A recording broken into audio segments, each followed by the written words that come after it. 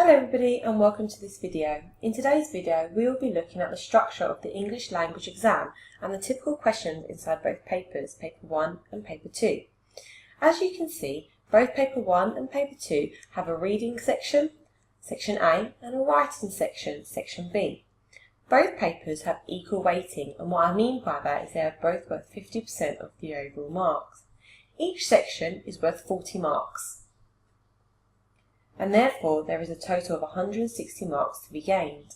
If you'd like to know more about the grade boundaries for this paper, then check out my previous video where I go through the 2017 grade boundaries. Now, paper 1 is called Explorations in Creative Reading. The aim of this paper is to engage you in a creative text and inspire you to write clearly. In section A, you'll be presented with an unseen extract where you will need to read a piece of literature. This unseen passage will come from a piece of fictional prose.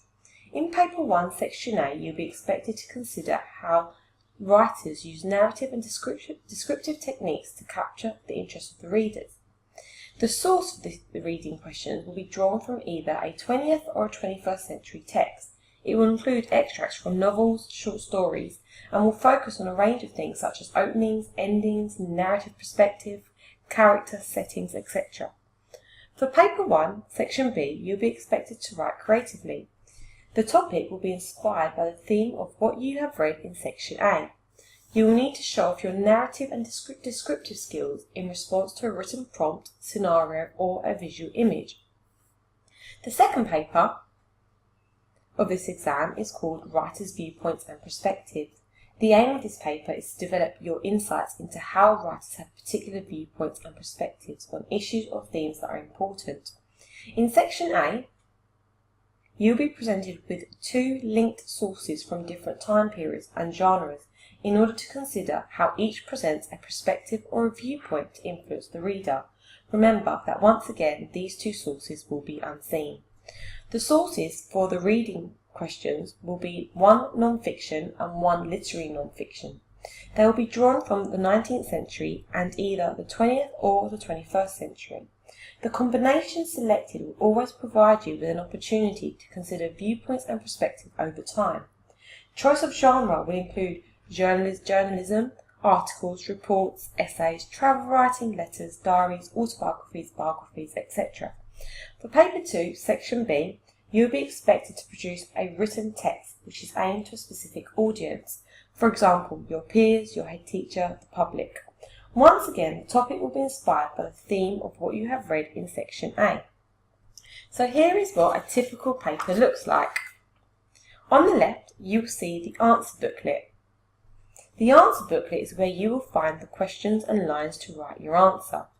Additionally, you will see crucial instructions, information and advice from the exam board.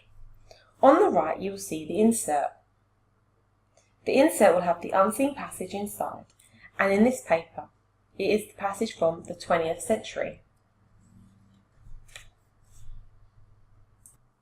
Before we move on to the types of questions you'll find in this paper, I'll leave a link down below where you can download the 2 papers on screen and therefore making it easier to follow along. So, Question 1. Question 1 will test your ability to find information or ideas in the text and will look something like this. It will say, read again the first part of the source from lines 1 to 7. Now these lines will change. List 4 things from this part of the text about the weather in Cornwall. You'll be awarded 1 mark for each true response which is drawn from the first part of the text, so line numbers 1 to 7. Responses must relate to the stem of the question. So the stem of the question is the topic of the question. So the fact that you need to list 4 things about the weather in Cornwall and only things about the weather. Some information in these lines will be explicit, so obvious and clear, and some will be implicit where you need to read between the lines. Here, the exam board are testing those higher reading skills and low reading skills. You may quote directly from the text or paraphrase. Question 2 will test your ability to analyse how writers use language to achieve effects and will look something like this. Look in detail at this extract from lines 8 to 18 of the source, so these line numbers will change. How does the writer use language here to describe the effects of the weather? You could include the writer's choices of words and phrases, language features and techniques, and sentence form. Question 2 will always be about language, and question 1 will always be list 4 things. The only thing that will change will be the stem of the question, so this bit will be where it says describe the effects of the weather. You'll be awarded marks for using accurate quotations which are embedded and taken from the lines stated, analysing at sentence level where it says phrases and word level where it says words, analysing sentence structures and forms, so the last bullet point, naming the language technique or feature, so the second bullet point. You will need to write about how the writers use language and sentence forms to influence the reader, therefore you're looking at the effects. Question 3 will test your ability to explain, comment and analyse how the writer used structural features to influence the reader. Question 3 will look something like this. You will now need to think about the whole of the source. This text is from the opening of a novel. How has the writer structured the text to interest you as the reader? So question 3 will always be about structure. You could write about the following. These 3 bullet points will always be the same, just like in question 2. What the writer focuses your attention at the beginning, how and why the writer changes his focus as the source develops, and any other structural feature that interests you. You'll be awarded marks for making sure responses come from different parts of the text, so looking at the beginning, looking at the middle, and looking at the end. Using accurate quotations, references or examples which relate to a structural feature. And once again, you must name the structural feature or technique used by the writer as well as analysing its effects. Question 4 will test your ability to evaluate text critically. Question 4 would look something like this. Focus this part of your answer on the second part of the source, lines 19 to the end. So once again, the lines will change, however, normally it will be from midpoint to the end of the source. A student having read this section of text said, the writer brings the very different characters to life for the reader. It is as if you're inside the coach with them. Now you'll always get some sort of statement here. To what extent do you agree? Now this question will always be the same. To what extent do you agree? However, the only thing that will change is the statement itself. In your response, you could write about your own impressions of the characters, evaluate how the writer has created these impressions, and support your opinions with references to the text. Now, once again, these 3 bullet points will stay the same. Just like the number of marks awarded for each question, they will always be the same. So you will be awarded marks for supporting your opinions with accurate quotations from the text, and once again, making sure they're embedded and they've come from the accurate line numbers. You have to make sure that your responses relate to the stem of the question. So the stem of the question is about the statement itself and how far, to what extent do you agree with this statement. You need to give your own personal response, so your own feelings, your own thoughts, your own ideas. You also need to name the method or technique used by the writer to create these feelings. So where it says evaluate how the writer, now the word how means the methods and techniques, so you need to name the techniques, whether it's a language technique or a structural technique. You could, for this question, give a counter-argument as to why you disagree with the statement, but once again you'll need to find evidence in the lines stated to back it up. Question 5 of this paper will test your ability to communicate clearly and imaginatively, as well as your written accuracy. You'll be awarded marks for producing an interesting piece of writing which is imaginative, organising your ideas clearly. So, for example, varying your paragraph lengths, your ideas, the structure of your sentences, your expression, using a range of different sentence structures and openers, using a range of linguistics, so language and structural devices, matching your tone of voice to form, purpose and audience, using a range of ambitious words and making sure you're using sophisticated language and sophisticated metaphors, similes, etc. And being able to use a range of high-level punctuation. Now for this question, you'll get a choice of 2. You will either write a description suggested by a picture stimulus, or they will give you a narrative piece of writing to do. So for example, in this case, it's write the opening part of the story. However, it could say write the end part of the story. These bits could change. And once again, you'll get marked for your content and organisation and your technical accuracy. And this question will always be worth 40 marks. Moving on to paper 2, what is considered the harder of the 2 papers and has the highest grade boundaries. Once again, Here is what a typical paper looks like. On the left you'll see the answer booklet, and on the right you'll see the insert. The insert will have both unseen passages, and in this paper one is from the 21st century and the other is from the 19th century. So, moving on to the typical types of questions. Remember, the questions will always stay the same. The only thing that will change is the stem of the question, so the theme or topic of the question. So question 1 will always be a true or false statement. Question 1 will test your ability to find information or ideas in the text and will look something like this.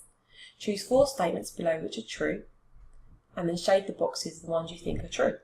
You can only choose a maximum of 4 statements. And once again, it will give you line numbers, so lines 1 to 15. So you look at lines 1 to 15. You'll be awarded 1 mark for each true response. And remember, once again, just like question 1 in paper 1, some information here will be explicit, so obvious and clear, and some will be implicit, where you need to read between the lines. So we have, once again, the low thinking skills and the high thinking skills. Question 2 will test your ability to synthesize. So synthesize means to write a summary. You will need to refer to source A and source B for this question. And it will read something like this. Use details from both sources, write a summary of the differences between Eddie and Henry. You will be awarded marks for referring to both sources, so source A and B. You cannot refer to just one of the sources. Your responses must relate to the stem of the question. So, for example, in this sense, it's about Eddie and Henry, and obviously about the differences. And you must summarise the differences. However, be aware that they could ask you about the similarities. And once again, this will be worth 8 marks. Remember, the marks for each question do not change. Question 3 will be another language question. So you will get marked, have the same things that you get marked from for paper 1, question 2 for this paper.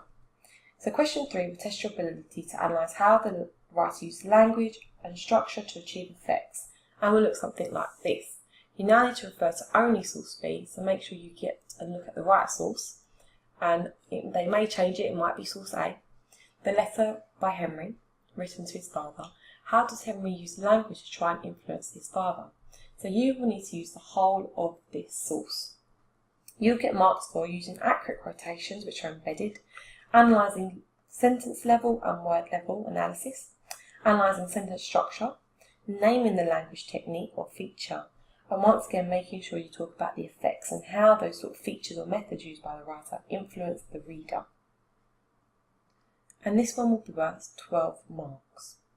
Question 4 will test your ability to compare writers' ideas and perspectives across 2 texts, and will look something like this. For this question, you need to refer to the whole of source A together with source B, the father's letter to a family friend. Compare how the 2 writers convey their different attitudes to parenting and education. In your answer you could, and once again you have 3 bullet points which should always stay the same. Compare their different attitudes, compare the methods they use to convey their attitudes. So remember, methods means techniques, whether it's a language technique or a structural technique. Support your ideas with references to both texts. You'll be awarded marks for comparing the writer's different attitudes. So remember, look at the stem of the question. What is it asking you to look for? Comparing the methods. So the methods means the language and the structural techniques. And once again, supporting your ideas with references from both texts. And finally, question 5 will test your ability to communicate clearly and imaginatively, as well as your written accuracy. You will be awarded marks for producing an interesting piece of writing which is imaginative, organising your ideas clearly, varying your paragraph lengths, for example having a 1-line paragraph, using a range of different sentence structures and openers, using a range of linguistic, so language and structural devices, matching your tone of voice to the form, purpose and audience. And what I mean by form, it means the layout of your writing. So for example, if it asks you to write a broadsheet newspaper, you need a headline. If it asks you to write a letter, then you need to set it out like a letter, so you'll need an address and date.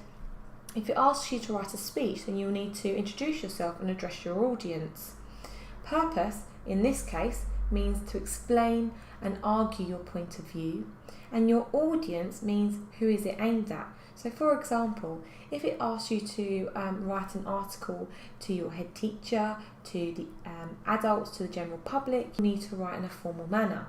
However, if it asks you to write an article, deliver a speech, or write a speech to your peers or your friends, then you can write in a more colloquial manner. Now, colloquial just means informal.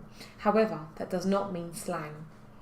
Additionally to that, you'll be marked on your ability to use a range of ambitious and sophisticated words and language, being able to use a high range of punctuation, in particular thinking about using those colons, semicolons, exclamation marks, bracket, dashes, and making sure your answers focus on the theme of the statement provided. And in this case, it is homework has no value, and the fact that students should spend their time relaxing rather than doing homework in their free time. Thank you for watching, and don't forget to subscribe to the channel before you leave. If you found this video helpful and would like more tutorials, then please press the like button and leave a comment down below. Until next time, goodbye.